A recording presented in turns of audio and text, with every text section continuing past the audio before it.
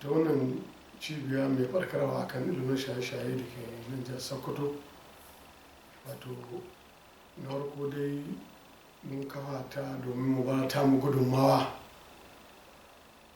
a cikin al'umma wajen wayar da kan jama'a akan hatsarin da ke cikin miyagun shaye-shaye, da fatat mu samu wannan nasara domin al'umma a samu al'umma ta gari. Manohin wannan cibiya shine dai faɗakar da al'umma ga gwamnati ta hanyoyin tarurruka na wayar da kan jama'a, da lacca-lacca a makarantun ne, da rubuce-rubuce na littattafai, da aiki da kafar sadarwa ta zamani social media kamar irin abin da muke yanzu nan, da hulɗa da gidan talabijin da rediyo domin yayatawa su kai saƙon inda baki bai iya kai.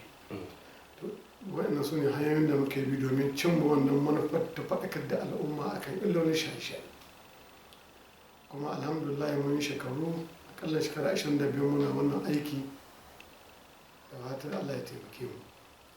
To hakika idan aka dibi rahotanni da ke hitowa tun daga rahotanni na ƙasa na cikin Najeriya, labaran jaridu, rahotanni daga Majalisar Ɗinkin Duniya ɓangaren da ke kula da harkar ƙwayoyi,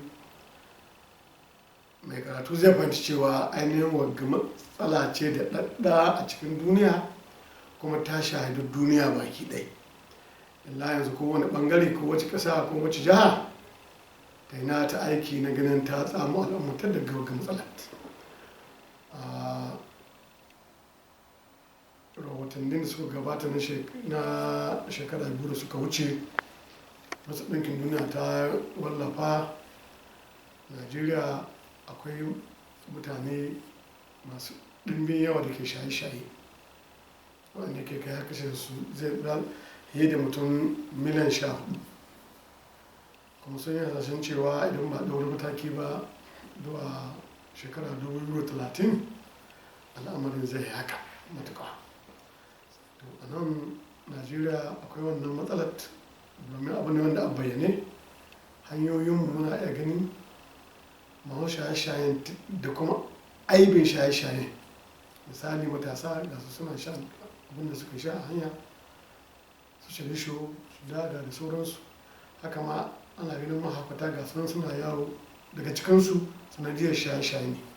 So matsala ce tana da yawa, kusan ma yanzu ta zan ko ina a nan Najeriya da sauran ƙasashen duniya matsala ce wadda ke cin tuwo a ƙwarya ga al'umma da uwaye da gwamnati. Duk wannan matsala tana cin tuwo a ƙwarya. Da haka matsala ce wadda babba da ka buƙatar ɗaukan mataki na gaugawa domin a ceto al'umma daga halaka. Wannan matsala na sha bayani ta wuce mahukunta kawai kanta, domin ba son aka yi kawai a ta kama mutane ba, a ilmantar da su kasu koyi lahin bale aka musu. Sadda don mutane ba su yi lahi ba, sun wutar da kansu, sun wutar da ita ma hukuma ta yi. Don haka ina ba da shawara hukuma ta na ta aiki na ɓangaren ilmantarsuwa, ba kama ɗaya ta hukunta ba.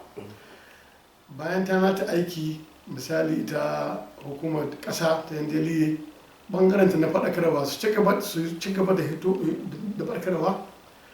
Gwamnatin jihohi su ma su hito da nasu hanyoyi, yin ofishin SA ko SSA kamar da aka nan jihar Sokoto, a ba su dama waɗannan da aka naɗa domin su yi wanga aikin. NGOs su ma mu ci gaba da yi, malaman addini su ci gaba da wanga aikin alheri ta hanyar faɗakar da al'umma a cikin masallatai, juma'a da sauran da wuraren taro. Haka ma kowa da kowa ya bada gudunmawa idan yaro ya samu matsala, a bada shawara a taimaka ma uwaye ne domin ganin an ceto shi, ba a ta kyamata ba har shi ƙara zurfafa cikin wannan matsalar. Ko labari an ka ba hukuma akwai masu shaye-shaye cikin shiyoyi ko masu saisuwa, an taimaka. Shawara a ba yaro mai yi, an taimaka. Ba da mai hali ya ɗauki nauyin a yi taro a tara yaran unguwa a yi musu bayani an taimaka mai hali ya sai